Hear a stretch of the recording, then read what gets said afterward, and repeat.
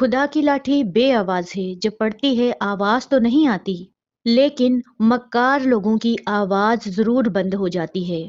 और इंशाअल्लाह जल्द वो लाठी जरूर पड़ेगी मक्कार लोगों को। मूसा अलैहिस्सलाम को भी हक की जंग लड़ने के लिए फिरौन का सामना करना पड़ा था। हक के रास्ते पर चलना बेशक मुश्किल है, लेकिन जब इंसान हक के रास्ते पर चल पड़ता है तो अल्लाह समंदर को फाड़ के भी रास्ते बना देता है, और फिर अल्लाह उसी समंदर में फिरौन जैसे मक्कार लोगों को गर्क कर देता है। समंदर एक ही था जिसने मूसा को पार लगाया और फिरौन को गर्क किया। ये तो फिर समंदर था। अल्लाह जिससे चाहे अपना काम ले ले। अल्लाह चाहे तो एक मच्छर से नमरूद जैसे शख्स को भी हलाक कर सकता है। अल्लाह की तमाम मखलूक हक को पहचान लेती है, लेकिन एक इंसान ही नहीं हक को पहचान सकता। अस्सलाम वालेकुम माय यूट्यूब फैमिली। तो कैसे हैं आप सब लोग? आई होप के ईमान और सेहतमंद जिंदगी के साथ बेहतरीन हालत में होंगे।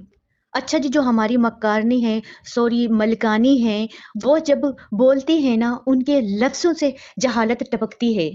जी, तो ये मक्कारनी जी इतनी जहालत में आगे निकल चुकी है कि अपने लफ्ज़ों पर भी गौर नहीं करती। तो ये बीबी खुद को पढ़ा लिखा और दूसरों को अनपढ़ समझती है और अपने लफ्ज़ों पर ये गौर नहीं करती। सबसे पहले तो इसने अपनी वीडियो में आकर अल्लाह के हुक्म की इनकारी को कबूल किया। फिर अल्लाह के हुक्म को इनकार करते हुए इसने तकब्बुराना अंदाज में कहा कि अल्लाह ने मेरे दिल में वो बात रख दी। तुम्हारे दिल में भाई अल्लाह ने कौन सी ऐसी बात रख दी जो दुनिया की तमाम औरतों के दिल में वो बात नहीं रखी? बाकी सब औरतों को अल्लाह ने पर्दे का हुक्म दिया, तो तुम्हारे दिल में बात रख दी? कौन सी ऐसी बात रख दी है आपके दिल में? जरा हमें भी तो आकर बता दें। इन जैसे लोग होते हैं जो कहते हैं कि हम हक पर हैं, और साथ ही अल्लाह के हुक्म का तकब्बुराना अंदाज में इनकार करते हुए दीन की दीवारें खोखली करने में लगे हुए हैं, और हमें कहते हैं कि हमें मत रोको।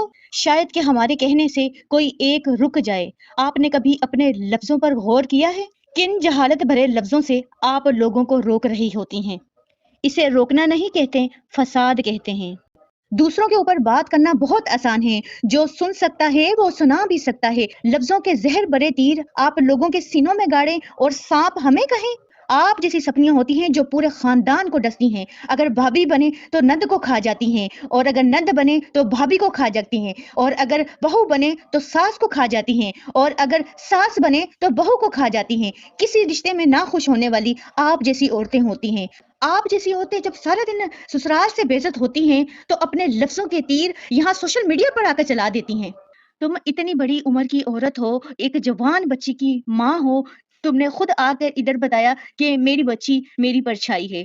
जिनके ऊपर तुम खुद रिएक्शन देती हो ना कि अपनी बेटियां दिखाते हैं और सोशल मीडिया की जीनत बनाते हैं, तो तुम अगर जीनत नहीं बना रही, बता तो तुम भी रही हो कि मैं एक जवान बेटी की माँ हूँ।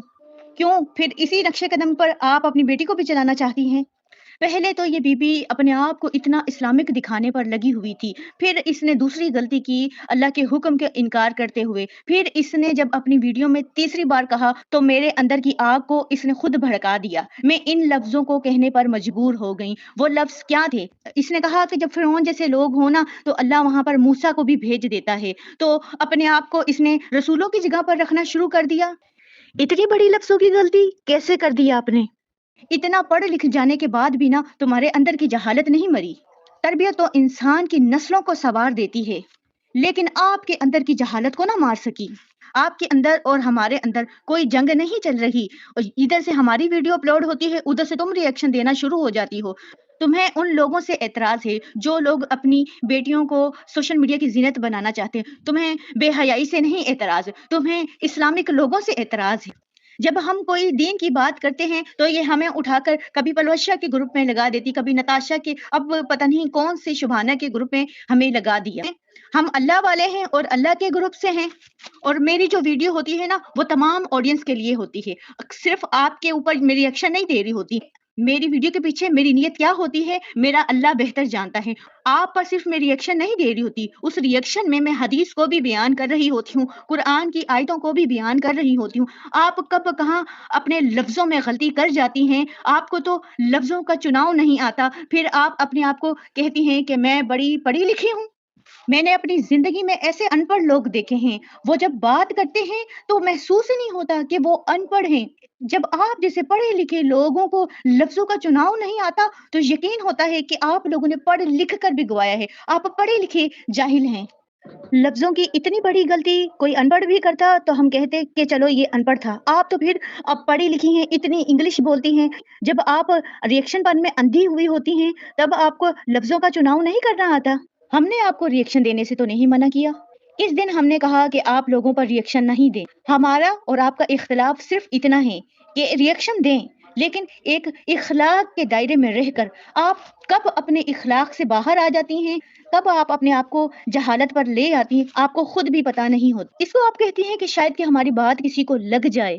پلوشہ تم سے کتنی بڑی ہے عمر میں یہ تمہیں ہی پتا ہوگا، لیکن مجھے تو سیم ایج لگتی ہے آپ دونوں کی، اور آپ پلوشہ کو کن لفظوں میں ریئیکشن دے رہی ہوتی ہیں، مفتہ رانی، پلو رانی اور پتہ نہیں کیا کیا آپ اپنے سے بڑے کے ساتھ بدتمیزی کر رہی ہوتی ہیں۔ آپ لوگوں کی غیبت کریں اور ہم آپ کو سمجھائے بھی نہ، کیوں اللہ نے ہماری پوچھ نہیں کرنی؟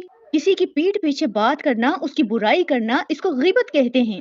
مجھے تو جہاں تک آپ لوگوں کی پلوشہ کے ساتھ دشمنی نظر آئی ہے، ان سے ویوز کی حسد اور ماریا بی کے سوٹوں پر آپ کی لاڈ ٹپکتی نظر آئی ہے۔ ہمارا سمجھانا آپ کے کسی کام نہیں آیا۔ ہم نے آپ کو قرآن کی آیتوں سے سمجھایا، حدیث کے ساتھ سمجھایا، ریفرنس دے کے سمجھایا، لیکن آپ کے اندر ہدایت کا ایک قطرہ نہیں آیا۔ شیطان نے بھی نا فرشتوں کے ساتھ کئی سال عبادت کی لیکن فرشتہ نہ بن سکا۔ شیطان بھی جنت سے نکلا اپنے تکبر کی وجہ سے، اللہ کے حکم کے انکار کی وجہ سے، اور جب جنت سے نکلا تو حسد انسانوں کے لیے لے کر نکلا تھا، اور شیطان کی چالوں اور حسد اور جلن کی وجہ سے ہی آدم علیہ السلام کو جنت سے باہر کیا گیا۔ شیطان کو تو تکبر تھا کہ وہ آگ سے بنا تھا، لیکن آج کل کے انسان جو دین کا لبادہ اوڑے ہوئے تکبرانہ انداز میں اللہ کے حکم کا انکار کرتے ہوئے خود کو اسلامک کہتے ہیں، دین کا لبادہ اوڑھ کے دین کی ہی دیواریں کھوکھلی کر رہے ہیں۔ شرم کرو، افسوس ہے تمہاری ایسی سوچ پہ، تمہارے ایسے علم پر۔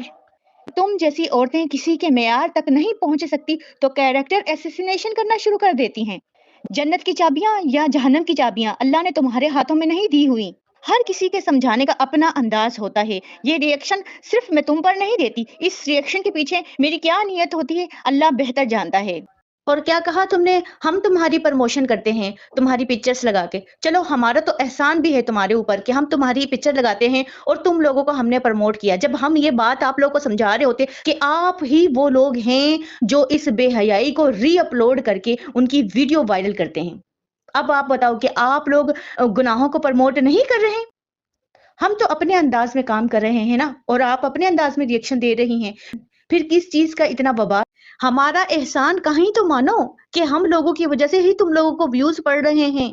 تم لوگ تو اتنے ڈرپوک ہو کہ ہمارا نام تک لینے سے تم لوگ ڈرتے ہو اپنی ویڈیو میں، کہیں ہمارے ویوز جا کر ان کو دیکھ نہ لیں، کوئی ہدایت کی بات ان کے پلے نہ پڑ جائے۔